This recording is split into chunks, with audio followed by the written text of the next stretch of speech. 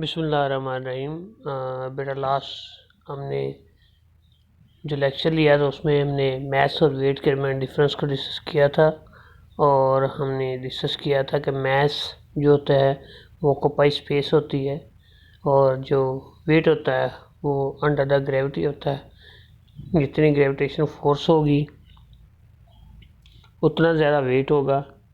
अगर gravitation force कम होती है तो वेट भी कम हो जाता है और वेट जो है वो प्लेस चेंज करने से कम या ज़्यादा हो सकता है, लेकिन मास जो है वो प्लेस चेंज करने से कभी भी कम या ज़्यादा नहीं होता। इसका मतलब ये हुआ कि वेट प्लेस चेंजिंग से चेंज हो सकता है लेकिन मास कभी भी चेंज नहीं होता। तो आज जो है वो Newton third law of motion हमने डिस्कस करना है। According to the Newton third law, to every action there is always an equal but opposite direction. इसको अगर हम पढ़ते हैं तो उर्दू में हम ये कहेंगे कि हर अमल का एक रद्द अमल होता है जो मिकदार में बराबर लेकिन सिमत में मुखालफ होता है। अब इसकी बहुत सारी एग्जांपल्स आपको डेली लाइफ से मिल सकते हैं। 3 एग्जांपल्स पिक्चर से शो हो रही हैं यहाँ पर साइड पे कि एक टेबल पे किताब पड़ी हुई है तो इस पर 2 फोर्सेस अमल कर रही हैं।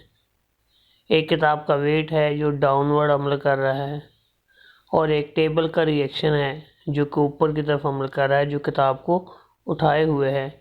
तो ये दोनों बराबर हैं, इसलिए टेबल पर किताब पड़ी रहेगी और आप इसे देख सकते हैं। दूसरी एग्जांपल बलून और एयर की है कि हमने एक बलून को एयर से फिल किया और जब फिल करने के बाद हमने क्या किया जी, उसको छोड़ दिया। जैसे छोड़ते हैं तो बलून जिस जानब जा रहा होता है उसके ऑपोजिट साइड पे एयर इंजेक्ट हो रही होती है इससे। तो यहाँ से भी न्यूटन का थर्ड लॉ एप्लीकेबल होता है कि एक्शन और रिएक्शन में क्या है, एक्शन के तौर पर गैसेस बाहर निकलती हैं और रिएक्शन के तौर पर गुब्बारा उसके ऑपोजिट सिमत में मूव करता है। इसी तरह थर्ड एग्जांपल में जो कि रॉकेट की एग्जांपल दी गई है, तो रॉकेट में से गैसेस इंजेक्ट होती हैं। जब गैसेस इंजेक्ट होती हैं तो वो डाउनवर्ड इंजेक्ट हो रही हैं, जबकि उसकी रिएक्शन के तौर पर रॉकेट जो है वो अपवर्ड मूव कर रहा है। तो ये तीनों एग्जांपल जो हैं वो एक्शन और रिएक्शन की हैं जो कि न्यूटन के थर्ड लॉ को वेरीफाई करती हैं। अब इसको हम पढ़ लेते हैं। Newton third law of motion deals with the reaction of the body when a force act on it. Let's a body exerts a force on another body B. The body B react against this force and exert a force on a body A. The force exerted by the body A on B is the action force, whereas the force exerted by the body B on A is called a reactional force.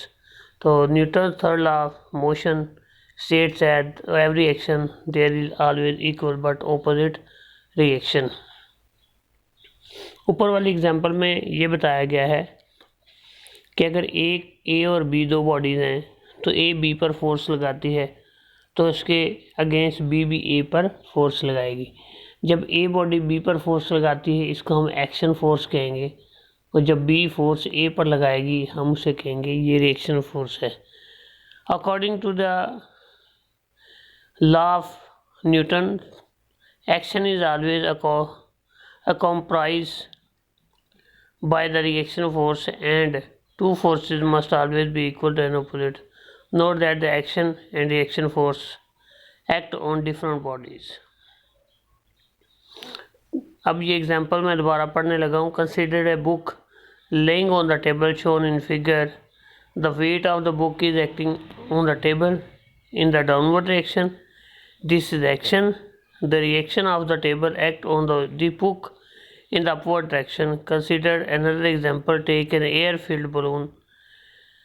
As shown in figure, when the balloon is set free, the air inside the rushes out the balloon moves forward. In example, the action is by the balloon that pushes the air out when it's set free.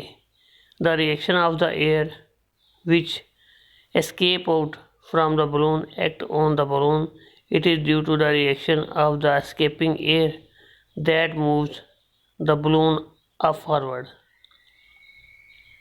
जैसा कि मैं पहले बता चुका हूँ कि balloon को air से फिल्ड करके जब हम फ्री करते हैं, छोड़ देते हैं, तो एयर जिस जानब निकल रही होती है उसके अपोजिट डायरेक्शन में बलून मूव कर रहा होता है। A rocket set as shown in figure moves on same direction principle. When its fuel burns, hot gases escape out from its tail with a high speed. The reaction of these gases on the rocket ceases to move opposite to the gases rushes out it. So this is the last example of Newton's third law of motion. कल इंशाल्लाह इनसे next lecture पर पढ़ेंगे। आज के लिए इतना ही। अल्लाह हाफिज़।